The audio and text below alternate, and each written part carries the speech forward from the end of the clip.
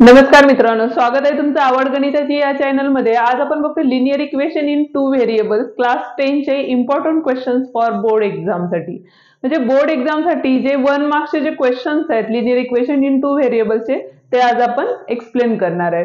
पण त्याआधी तुम्ही माझ्या चॅनलला अजूनही सबस्क्राइब केलं नसेल तर चॅनलला नक्की सबस्क्राइब करा आणि व्हिडिओ आवडला तर व्हिडिओला पण नक्की लाईक करा।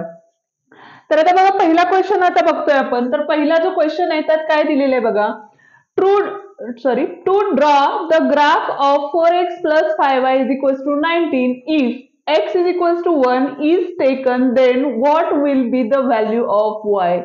जर आपण 4x plus 5y is equals to 19 या इक्वेशननी ग्राफ ड्रॉ करू शकत असेल तर त्यातली व्हॅल्यू जी दिलेली आहे म्हणजे x ची व्हॅल्यू त्यांनी दिलेली आहे 1, तर y ची व्हॅल्यू आपल्याला फाइंड आउट करायची आहे। मग त्यासाठी तुम्हाला काय करायला लागेल बघा, फर्स्ट आपल्याला जे इक्वेशन आहे ते राइट आउट करून घ्यायला लागेल। म्हणजे काय येईल 4x plus 5y is equals to 19।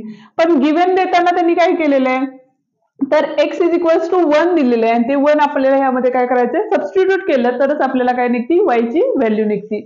त्यामुळे इथं आपल्याला काय करायला लागेल बघा 4 into 1 plus 5y is equals to 19।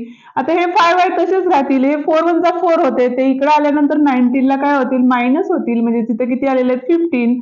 5y is equals to 15 आलेले आहेत म्हणजे y is equals to 15 upon 5 म्हणजे 5 1 जा 5 5 3 जा 15 म्हणजे जी y ची व्हॅल्यू आहे ती आपली किती आलेली आहे 3 आलेली आहेत। आणि हे जे सगळे क्वेश्चन्स आहेत हे आपल्याला ऑब्जेक्टिव्ह टाइप म्हणजे एमसीक्यू साठी विचारले जातात किंवा 1 मार्क्स साठी विचारले जातात।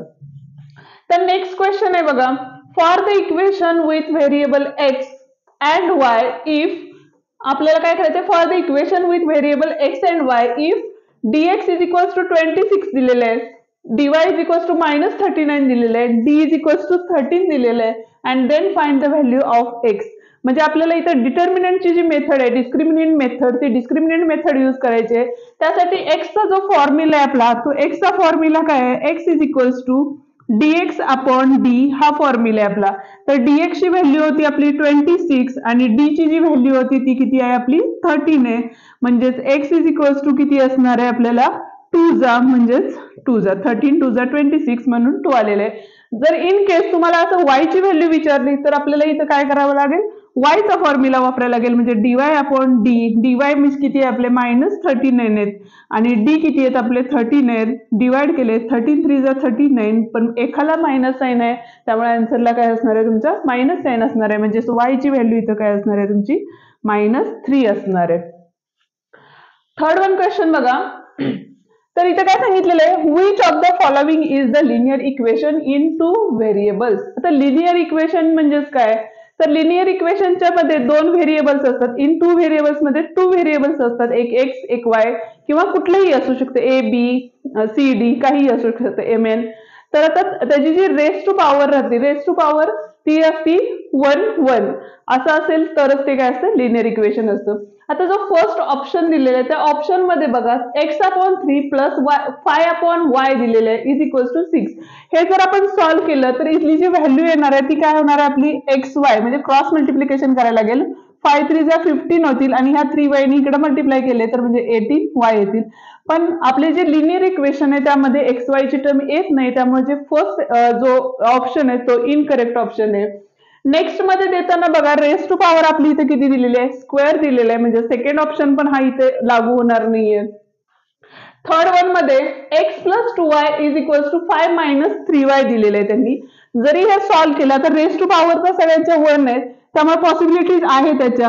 आता इथे बघा x प्लस 2y आणि ज्या लाईक टर्म्स एकत्र घेतल्या तर हे प्लस 3y इकडे येतील आणि हे 5 तिकडेच राहतील।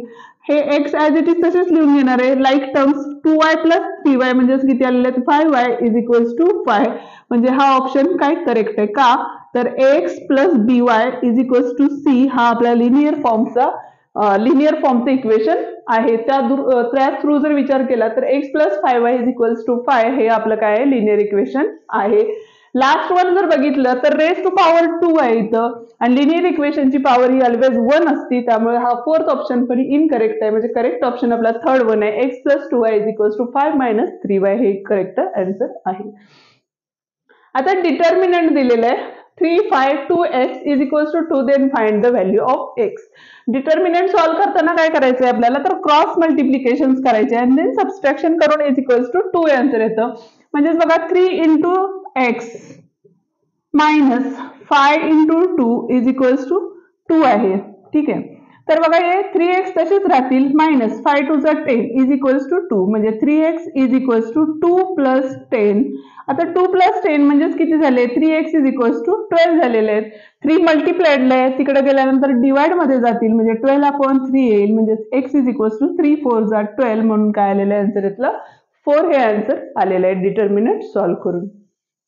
फिफ्थ वन क्वेश्चन आहे आपला, for equations 5x plus 3y plus 11 is equals to 0 and 2x plus 4y is equals to -10, then find d. d ची व्हॅल्यू आपल्याला फाइंड करायची, म्हणजे डिस्क्रिमिनंट मेथडनी डिटर्मिनंट मेथडनी आपल्याला काय करायची, d ची व्हॅल्यू आपल्याला इथं फाइंड करायची. तर d चा जो फॉर्म्युला आहे आपला, तर d च्या याच्यात जर काय व्हॅल्यू येतात त्यामध्ये फक्त आपल्याला xy च्या टर्म्स असतात. म्हणजेच बघा 5 3 आणि 4 2 4 ह्या टर्म्स आहेत. हे आपल्याला डिटर्मिनंट सॉल्व्ह केला तर क्रॉस मल्टिप्लिकेशन करून मायनस करणार आहे आपण, म्हणजे 5 4 जा -3 into 2, तर 5 4 जा किती आलेले आहेत 20 आलेले आहेत आणि 3 2 जा किती आलेले आहेत 6 आलेले आहेत. म्हणजे ह्याचं जे आन्सर असणार आहे ते किती असणार आहे 14 हे आन्सर. आता 6 क्वेश्चन मध्ये काय सांगितलेलं आहे बघा, 49x minus 57y is equals to 127 and 57x minus 49y is equals to 252, then find the value of x plus y. हा क्वेश्चन 101% एक्झाम मध्ये 1 मार्क्स साठी विचारला जातोच. तर हा सॉल्व्ह करताना पहिल्यांदा काय करायचं बघा, तर देताना आपण जे दोन कंडिशन दिलेले आहेत त्या फर्स्ट चेक करायच्या. तर आता देताना बघायचं 49x आहे, इथं 49y आहे, इथं 57y आहे आणि इथं 57x, म्हणजे अल्टरनेट टर्म्स दिलेले आहेत आणि आपल्याला जी फाइंड आउट करायची आहे ती आपल्याला काय करायची आहे, तर प्लसची व्हॅल्यू आपल्याला फाइंड आउट करायची आहे. तर आता फर्स्ट आता ते दिलेले इक्वेशन आहे त्यामध्ये काय केलं तर आपल्याला प्लसचं साइन मिळेल बघा, ते आपण सॉल्व्ह करायला लागेल. तर इक्वेशन नंबर 1 आणि इक्वेशन नंबर 2 द्या, हे आपले इक्वेशन 2 घ्या आणि इक्वेशन नंबर 1. तर इक्वेशन 2 हे इक्वेशन 1 मधून सबट्रॅक्ट केलं किंवा इक्वेशन 1 2 मधून सबट्रॅक्ट केलं तरी आन्सर काय येईल बघा, तर सबट्रॅक्ट केलं म्हणजे 57x minus 49y is equals to 252 आलेलं आहे इथं. आणि वरती जे इक्वेशन आहे ते बघा 49x minus 57y is equals to 172 आहे. आता ज्यावेळेला आपण सबस्ट्रॅक्शन करतो त्यावेळेला काय होतात, तर साइन चेंज होतात आणि साइन चेंज होतात म्हणजे काय होतात, जे खालचे जे इक्वेशन आहेत त्याचे साइन चेंज होतात. त्याचं जे प्लस होतं तिथे काय येणार आहे, तुमचं मायनस साइन येणार आहे, हे मायनस होतं ते काय होणार आहे प्लस होईल आणि ह्याला प्लस होतं त्याला परत काय येणार आहे तुमचं मायनस साइन येणार आहे. आता साइन बघताना आपण काय करणार आहे, फर्स्ट आणि इथून सेकंडचं साइन बघणार आहे. म्हणजे इथं बघा 57 मधून 9 सबस्ट्रॅक्ट केले म्हणजे राहिले किती, इथं 8x राहिले. सेम तसंच येणार -49 प्लस 57, पण 57 इज द बिगेस्ट नंबर आणि बिगेस्ट नंबरला जो आहे तो पॉझिटिव्ह साइन आहे, त्याच्यामुळे आन्सरला येताना आपलं काय असणार आहे, तर 8y हे आन्सर असणार आहे इज इक्वल्स टू 252 मधून 172 जाईल, कारण बिगेस्ट नंबर आणि स्मॉलेस्ट नंबर सबस्ट्रॅक्शन आहे, त्यामुळे इथे आले 0. 15 मधून 7 गेले 8 राहिले, कॅरी ओव्हर दिले 0 म्हणजे 80 आले. आता सगळीकडे 8 8 8च्या टेबलमध्ये नंबर्स आहेत त्यामुळे डिवाइड बाय 8 करणार आहे आपण. तर काय होईल बघा, x plus y is equals to 8 10 जा 80 आणि हेच आपलं काय असणार आहे आन्सर असणार आहे. नेक्स्ट बघा, the solution of the equation x minus y is equals to 10 and x plus y is equals to 70 is. तर ह्याचं सोल्युशन सॉल्व्ह करायचं असेल तर बघा पहिल्यांदा साइन चेक करून घ्यायचे. म्हणजे आता जर समजा एक इक्वेशन घेतली आपण, इक्वेशन म्हणजे गिव्हन इक्वेशन्स घेतले तर ह्याला नंबर 1 दिला, दुसरे इक्वेशन आहे x plus y is equals to 70 आहे, ह्याला नंबर 2 दिला. कंपॅरिझन केलं तर दोघांचे व्हेरिएबल्स जे आहेत ते काय कॉन्स्टंट सेम आहेत. जो कोइफिशियंट आहे वायचं कोइफिशियंट 1 आहे आणि खालच्या वायचं पण कोइफिशियंट किती आहे 1च आहे, त्यामुळे आपण डायरेक्टली ऍडिशन सबस्ट्रॅक्शन करू शकतो. तर आता इथं प्लस मायनस होतं त्यामुळे आपण डायरेक्ट ऍडिंग केलं, ऍडिंग 1 and 2 केले. तर इथं काय होईल बघा, x minus y is equals to 10 आणि x plus 10 is equals to x plus y is equals to 70. Addition केल्यामुळे इथं काय होईल x प्लस x 2x झालेले आहेत. Plus y minus Y get cancel झालेले आहेत आणि हे 70 प्लस 10 म्हणजेच किती आले आहेत 80, म्हणजेच एक्स इज इक्वल टू किती आलेले आहेत आपले 40 आलेले आहेत. त्या पद्धतीने हे एक्सची व्हॅल्यू हे कुठल्याही एका इक्वेशन मध्ये सबस्टिट्यूट करायची, म्हणजे पुट इन 1 केलं तर बघा इथं 40 minus Y is equal to 10, हा मायनस वाय इकडे गेल्यावर प्लस वाय होईल आणि हा 10 इकडे आल्यानंतर मायनस होईल, म्हणजे 40 minus 10 is equals to Y, म्हणून वाय इज इक्वल्स टू किती आलेले आहेत आपले 30, म्हणजे त्याचं जे सोल्युशन असणार आहे ते काय असणार आहे आपलं 40,30 हे याचं आन्सर असणार आहे. नेक्स्ट क्वेश्चन आहे आपला, write any two solutions of the equations. आता सोल्युशन काढायचे म्हणजे काय, तर त्यावेळेला काय करायचं, एक्सची व्हॅल्यू सबस्टिट्यूट करायची आणि वायची व्हॅल्यू आपल्याला फाइंड आउट करायची असती ज्यावेळेला आपण सोल्युशन काढतो. का, तर इथं आपल्याला एकच लिनियर इक्वेशन दिले आणि त्याच्यावर आपण ग्राफसाठी जसं सोल्युशन करतो ते सोल्युशन इथं करायचं आहे. तर फर्स्ट वन मी काय केलं, तर एक्स इज इक्वल्स टू 1 टाकले, तर या इक्वेशन मध्ये एक्सची व्हॅल्यू 1 सबस्टिट्यूट केली, plus y as it is तसेच ठेवले, हे 7 ऍज इट इज तसेच घेतलेले आहेत.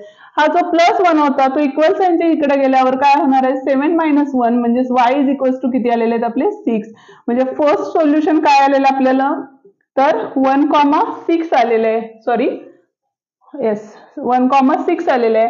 आणि सेकंड इक्वेशन बघा, तर X plus Y is equals to 7 होतं, एक्स इज इक्वल्स टू -2 घ्या इथं, तर काय होईल -2 plus Y is equals to 7, म्हणून Y is equals to 7 plus 2, म्हणून वाय इज इक्वल्स टू 9 आलेलं आहे. म्हणजे सेकंड सोल्युशन आहे ते काय आलेलं आहे आपलं -2 9 हे आलेलं आहे. परत आपल्याला डिटर्मिनंट रूल नुसार सॉल्व्ह करायला एक्झाम्पल आलेले आहे बघा इथं. If dx is equals to 24 and x is equals to -3, then find the value of d.